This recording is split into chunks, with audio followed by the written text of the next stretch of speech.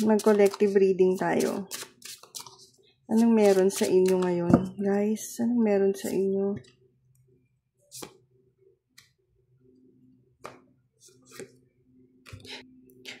Nasa energy kayo na parang pagod na kayo. Pagod na kayo magbigay at gusto nyo na lang na sana magkaroon naman kayo, makakilala kayo ng tao na mabibigyan kayo nung balance na treatment na deserve ninyo. Bagong opportunities, bagong blessings ang desire ng collective ngayon.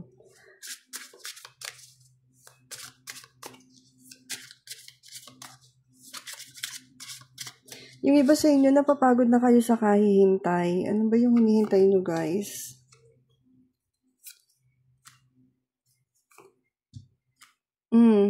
Yung iba sa inyo, collective,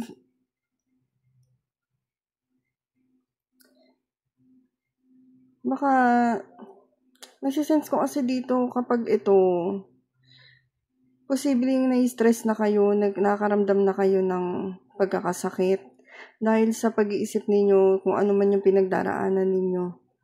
Hindi okay yung health ninyo, yung iba sa inyo. And itong energy na to nakakabigla din para sa inyo. Yung iba nakadiscover na meron silang matinding sakit.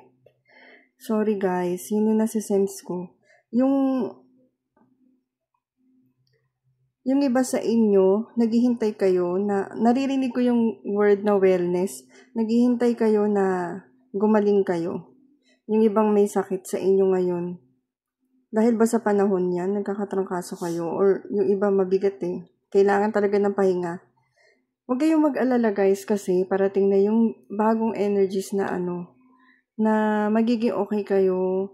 And andito yung the world, ang sinasabi nito, mag-end na yung negative na cycle or kung ano man yung cycle na pinagdaraanan nyo ngayon. Pwede rin naman kasing positive. And may bagong cycle na parating. Yung sa inyo, may mga nasense ako na merong abrupt changes pagdating sa travels. Ewan ko, pumapasok na siya ngayon sa akin. Makaka-travel uli kayo. Yung iba naman sa inyo kasi, online yung connection and walang communication online. Matatapos na yung cycle na yan. Tingnan natin kung anong next dito sa cycle na to. Ano ba yung new cycle na parating sa collective? World kasi nag-end.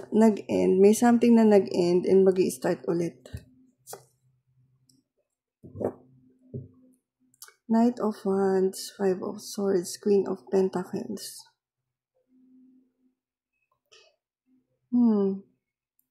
Ang sinasabi nito, sana ma-maintain ninyo yung energy na pagiging consistent ninyo dahil minsan kayo mismo yung sumisira or nakaka-disrupt ng flow ng energies na meant na pumasok sa inyo. I-ground nyo yung sarili nyo, guys. Kasi kung puro tayo isip-isip, and then yung action natin inconsistent, hindi rin magiging consistent or stable yung outcome na gusto natin.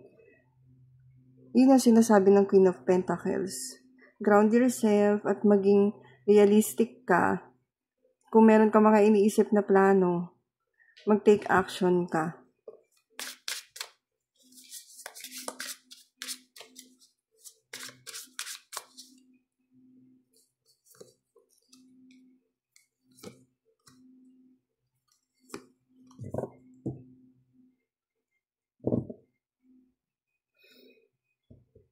Ayun, sa mga ibang collective na pinanghihinaan ng loob, huwag kayong mawawalan ng hope. Magtiwala lang kayo sa process ng universe. And kung nakakaramdam kayo na nai-inspire kayo, mag-take action kayo towards it, dun sa kung ano yung gusto nyong gawin. Kailangan kasi ng spontaneous na action galing sa inyo. Persistent, consistent. Yun talaga yung ini-emphasize nito maging consistent kayo. Kasi guided kayo dun sa mga ideas or inspiration na nararamdaman ninyo. So, kailangan nyo talaga mag-take action towards doon. Ano yung advice?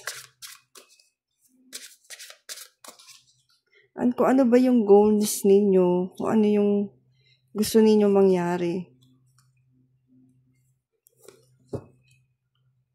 Darating sa'yo yung clarity.